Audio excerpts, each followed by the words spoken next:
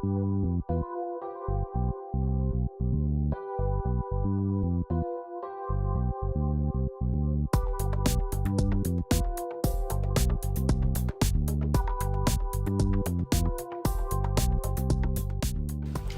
we're in the tasting room at Kiler Grove, and I'd like to just share a few techniques with you that will make your tasting experience a little more meaningful.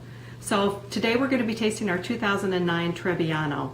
So first of all, start with a nice deep glass that gives you plenty of room for swirling, and you'll notice that I do have a spit bucket here today. When you're tasting in a winery, remember it's always perfectly acceptable to spit the wine out if you don't want to consume it all.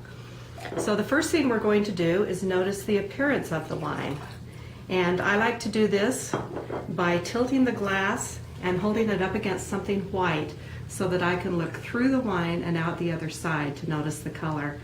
And white wines can range from a pale straw to a brighter yellow to a green yellow to almost a golden yellow or a brown color. Red wines can range from purple to bright red to a garnet color to a dark brown for older wines. The next thing you want to do is smell the wine. And remember, the most important part of tasting something is experiencing its aroma.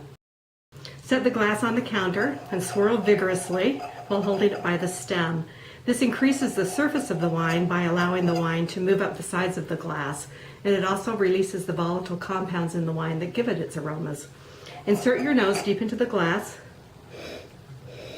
and inhale using quick, deep sniffs. And analyze the aromas by trying to come up with floral and fruit flavors that you notice in the wine, and think about what those remind you of. Next, pick up on any spiciness in the wine, and this can range from cinnamon to vanilla to black pepper and white pepper.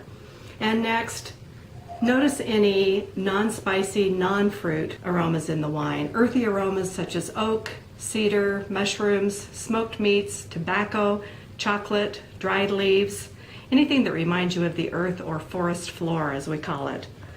Next, sip a small amount of the wine and try and hold it in your mouth for a few seconds, letting it touch all the parts of your tongue.